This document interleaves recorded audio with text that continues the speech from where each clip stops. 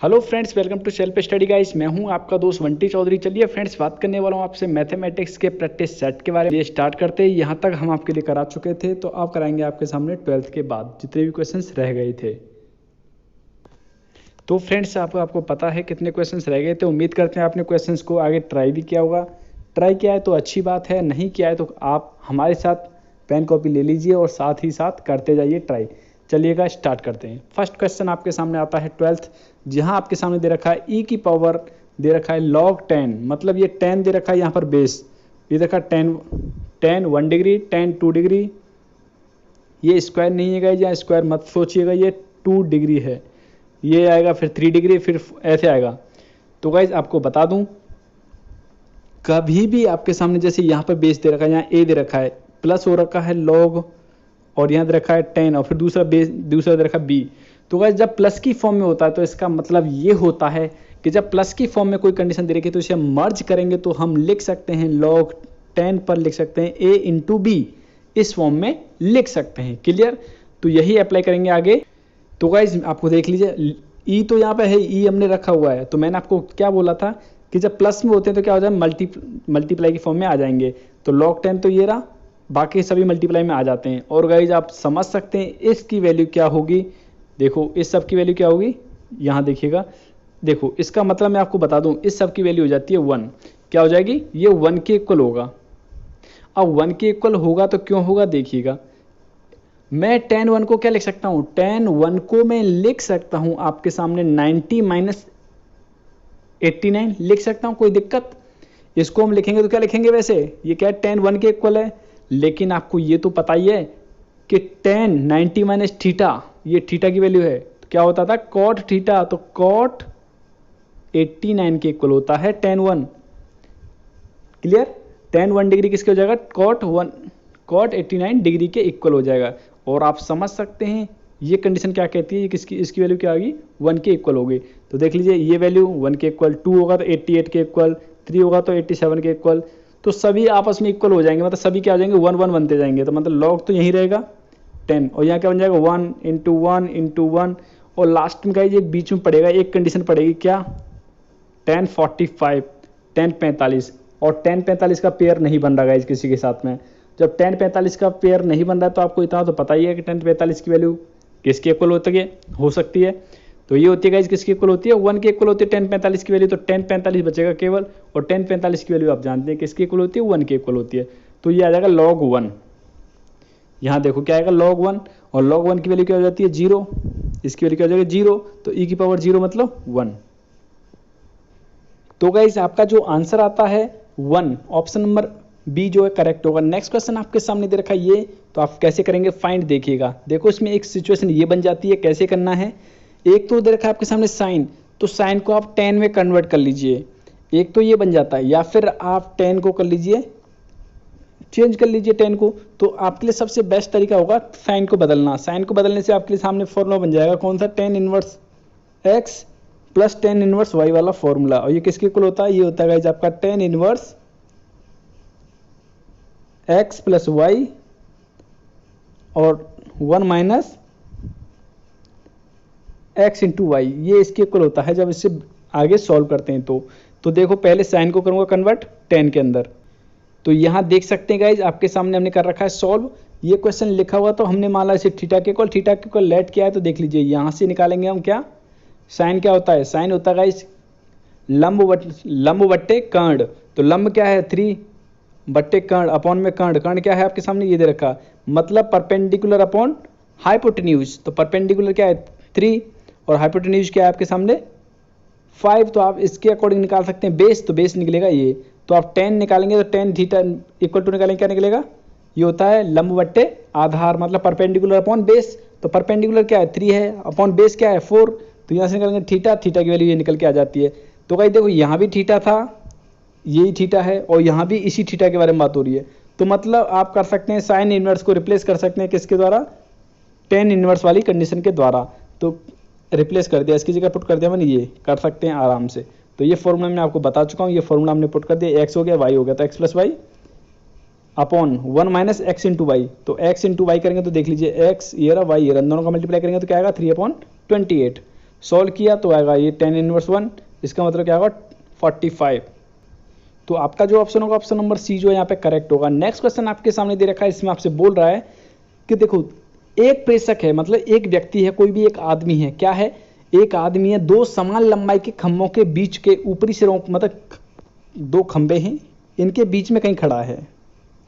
अब उसने बोला है उनके ऊपरी सिरों को देख रहा है, एक के साथ में एंगल बना रहा है 30 डिग्री, एक के साथ में बना रहा है 60 डिग्री, इस तरीके से एंगल बना रहा है। यहाँ पर देख नहीं रहा होगा, तो यहाँ देखिए एक के साथ तो बना रहा है गाइस वो 30 डिग्री, एक के साथ बना रहा है वो 60 डिग्री, ऐसे बना रहा है, दो पोल हैं, ठीक है, दोनों की लंबाई इक्वल है, उसने बोला है क्वेश्चन के अंदर, नहीं तो आप एक बार बैक करके देख लीजिएगा, आपको पता चल जाएगा, ठीक है। और उसने बोला जो नज़दीकी पोल है ना, जो नज़दीक है, मतलब इस व्यक्ति के नज़दीक है, वो कितनी दूरी पर है आपके सामने, 100 मीटर की दूरी पर है।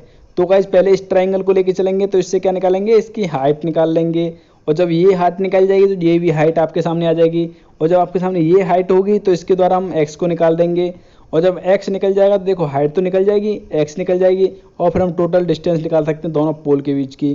क्लियर, जो भी आपसे पूछेगा सारा कुछ निकाल सकते हैं। देखिए कैसे, फर्स्टली हमने लिया इस ट्राइंगल को ABC को, तो ABC को लेके चले तो देख लीजिए लंब बट्टे आधार, लंब क्या है h है, आधार क्या है, ये रहा 100, तो निकल गया, और tan 60 की वैल्यू क्या होती है √3, तो ये निकल के आई आपके सामने इक्वेशन फर्स्ट। नेक्स्ट बात करता हूँ गाइज आपके, ये आपके सामने दे रखा है नेक्स्ट ट्राइंगल, इस ट्राइंगल के बारे में बात करूंगा। देखो ये ट्राइंगल ले लिया है हमने, अब tan 30 इक्वल टू क्या होगा, लंब बट्टे आधार, लंब क्या है h और आधार क्या है x, तो देखो tan 30 की वैल्यू क्या जानते हैं आप, क्या होती है 1/√3, और h की वैल्यू आपने यहाँ से पुट कर देंगे, और इसलिए हम x की वैल्यू निकाल लेंगे, ये निकल गया इक्वेशन सेकेंड।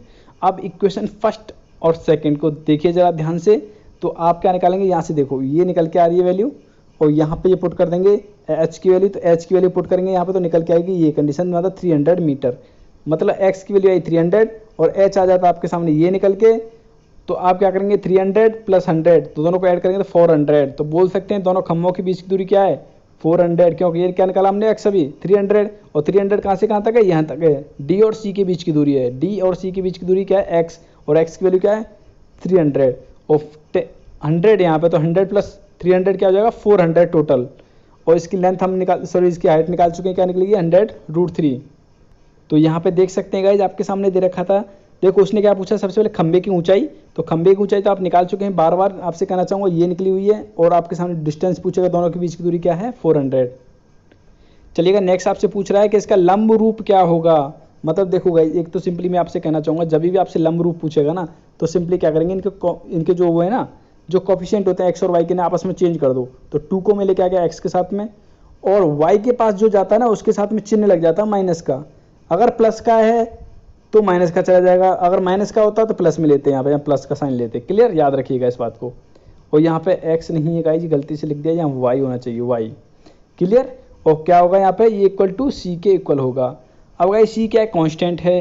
अब आप बोलेंगे भाई ये ऐसे कैसे कर दिया, तो इसका आंसर वैसे तो यही होना चाहिए। इसने पूछा इसका लंब रूप, वैसे क्वेश्चन गलत दे रखा है यहाँ पर, अगर आपसे पूछा इसके लंबवत, मतलब इसके लंब रेखा क्या होगी, उसके लिए इसे क्या करना पड़ेगा, 2 पॉइंट देने पड़ेंगे। क्या मान लेते हैं, जैसे ए और बी 2 पॉइंट दे दिए, मतलब 1 पॉइंट दे दिया कोई भी, कि यहाँ से परपेंडिकुलर है एक लाइन, मतलब कोई भी लाइन है जो परपेंडिकुलर है किस पॉइंट से, ए और बी से, तो आप क्या करेंगे x की जगह करेंगे a और b की जगह पुट करेंगे कोई वैल्यू, मतलब जैसे मान लो 2 और 3 कोई वैल्यू आ जाती है निकल के, जैसे ये मान लो a है ये b है, तो देखो x की जगह क्या करेंगे 2, y की जगह क्या करेंगे यहाँ पे, ये आपके सामने 3 है तो 3 पुट कर देंगे, तो यहाँ से क्या होगा c की वैल्यू फाइंड हो जाएगी, क्या होगा c की वैल्यू फाइंड हो जाएगी, और जब c की वैल्यू फाइंड हो जाएगी तो आप फॉर्मूले में पुट कर देंगे सीधा सीधा, जैसे जो मैं आपके सामने निकाला था अभी y, c की वैल्यू निकल के आ जाएगी कुछ ना कुछ फिर, और जब c की वैल्यू कुछ ना कुछ निकल के आ जाएगी तो आपका ऑप्शन यहाँ से करेक्ट बन जाएगा।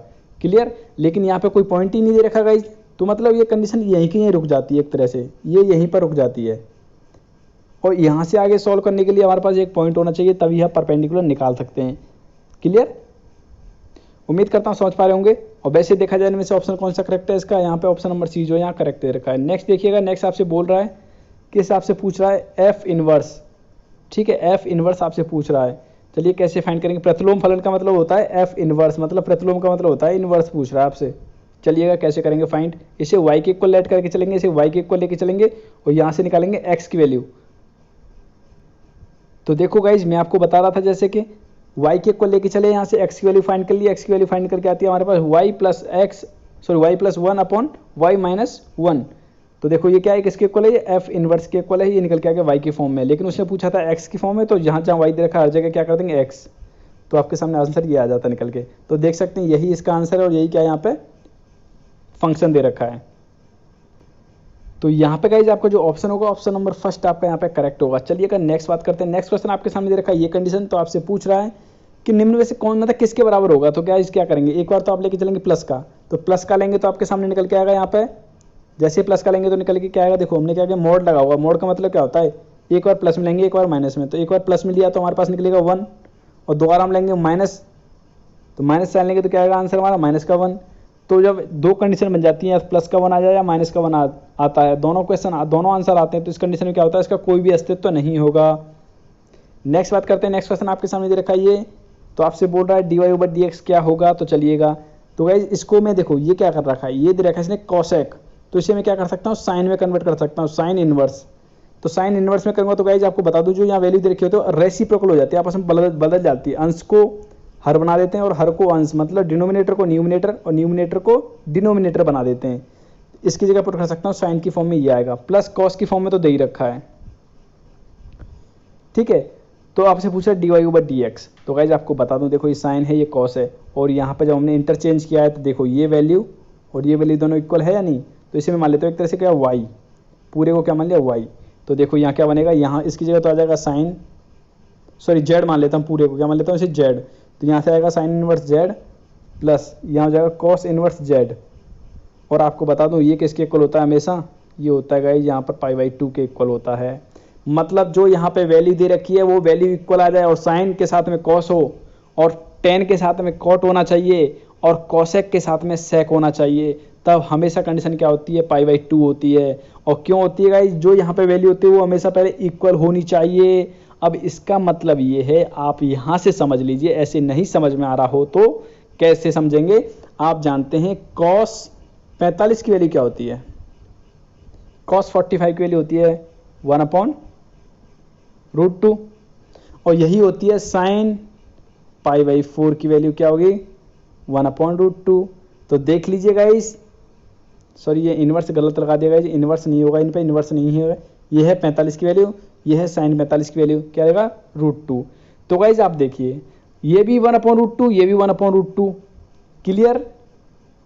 तो आप जानते हैं ये भी 45 है और ये भी 45 है, मतलब आपके सामने अगर मैं लिख देता हूं साइन 1/√2 प्लस कॉस 1/√2, तो ये किसके इक्वल होगा गाइस, π/4 के इक्वल होगा, सॉरी π/2 के इक्वल होगा, क्योंकि आप जानते हैं ये किसके इक्वल है, इसका मतलब क्या है π/4 प्लस इसका मतलब भी क्या है π/4 और π/4 प्लस π/4 क्या बनता है π/2, क्लियर।